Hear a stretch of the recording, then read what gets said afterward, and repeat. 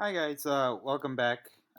Spring break is over, and we are going to transition now into remote learning, which means there's going to be a little bit more assignments being posted, and a little bit more interactions between me and you.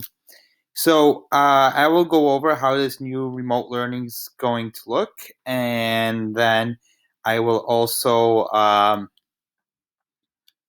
I will also go over today's assignment, which is, we're going to continue with our race unit. Okay. So, most importantly, I want to welcome you back. I hope you are doing well. I hope you had some time to rest during spring break and you are healthy and your family's healthy and you are moving through with this difficult time. And hopefully, things will be returning back to normal within a timely manner. As of right now, we are not going to be returning to school until, after April 30th. If that changes, I'm sure we will let you know as soon as possible. For now, the date is to come back is in May. Okay. So, what we're going to be doing now is going to be more remote learning, meaning not much is actually going to change from what I'm going to be really assigning to you.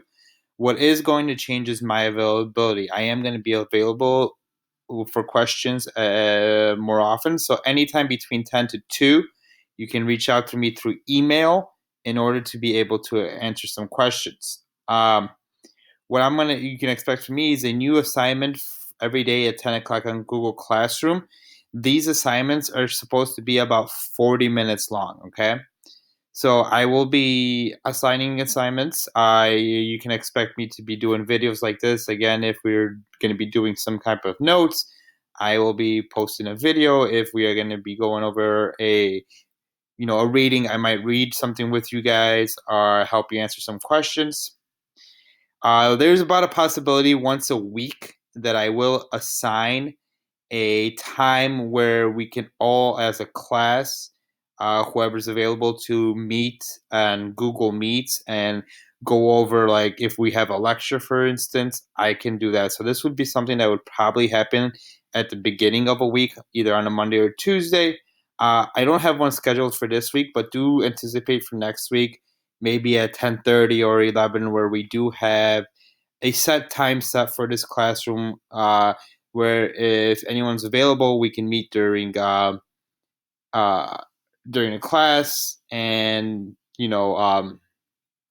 go over some things on classroom through Google Meets. If you're unable to make that, I will record those sessions and post those in Google Classroom, so you will be able to watch that and see. I mean, those are good for like discussion if students have questions, and we want to kind of establish a classroom culture. That will be very helpful for us. Okay. The other thing that's kind of going to be new is I will hold office hours every day between 1 and 2 through Google Meets. I've posted something in Google Classroom that is called office hours. Now, these are optional office hours. They're not something you have to do. If you have questions and you want to discuss something, I will be in that Google Meet, that the link that's going to be given through the calendar. And once you go in there, you will be able to ask me any questions do you have about assignments, or just discuss with things that are going on. Okay. Uh, so let's transition into what we're going to be doing this week. Uh, we're going to start with implicit bias. Is it page 15 and 16 in your reader? Or I will be posting a Google Doc that will be due by Tuesday. I will actually go over, just quickly, this assignment for today. Then Tuesday, we're going to do slavery and structures of power.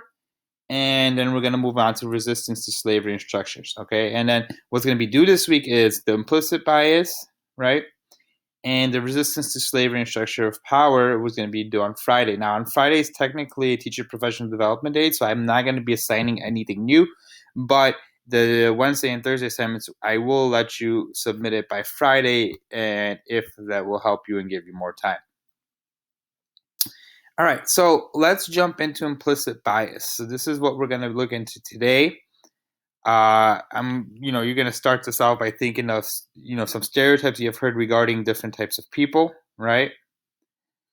And then, after you think of some of these stereotypes, I want you to think about how could these stereotypes lead to bias towards certain groups of people. There are good and bad bias stereotypes for every country, and people can be biased towards the countries with helpful and good stereotypes, right? There is such a thing as good stereotypes. What I'm going to do is I'm going to read this first paragraph, I'll explain it to you, and then your role is going to be to read the rest of this and fill out this table. Okay, so it's not a lot of questions. You have 2 questions here, but I want you to think about this reading and how they could impact the life. All right, how stereotypes and implicit bias can impact someone's life. So, psychology. So, I'm going to start the reading. Psychology of the past few decades has again and again shown that working of our minds are not entirely clear to us, and that many of us harbor and are influenced by implicit biases. This sort of bias means that people who sincerely report that they are not racist and that they are committed to fair and non-discriminatory treatment might nonetheless have implicit racist biases and be influenced by these biases in the way they behave. These biases are described as implicit because they are not easy to detect. We cannot easily check whether we have them or are influenced by them, and because they operate automatically outside the reach of direct control. Perhaps it is impossible for us to avoid all of the many kinds of biases that we are subject to, but we can decide where to focus efforts in trying to avoid bias. Some kinds of biases, such as implicit race biases, are particularly troubling. Okay, so an implicit bias is somebody who it's not you would not look at them as it's totally racist, right? You wouldn't look at somebody and be like, oh, this person is racist. What this is saying is we all have implicit biases, right? These are biases that we pick up through our experiences, and we don't act on these biases, but these biases are part of our everyday lives. Okay, and they could have a negative or a negative effect on different types of people. So that is the big idea of this. And what I want you to do is I want you to continue reading these and then answer these questions. And then when you're done, you can submit it. Once again, if you have any questions about this every day for the rest of this week, I will be available between 1 and 2 p.m. on Google Meets for Hangouts. And if you have any questions, please ask there. Or you can contact me before with any other sorts of questions.